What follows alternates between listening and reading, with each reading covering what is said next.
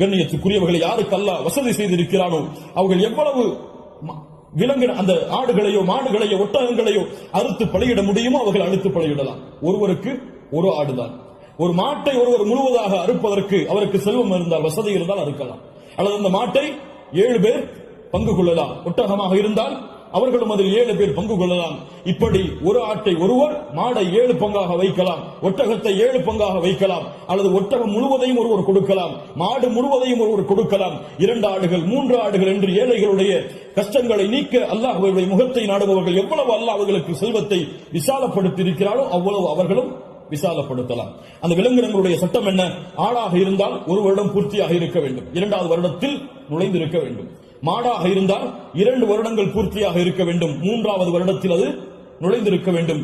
ஒட்டகமாக இருந்தால் 5 வருடம் பூர்த்தியாக இருக்க வேண்டும், 6வது வருடத்தில் அது நுழைந்திருக்க வேண்டும்.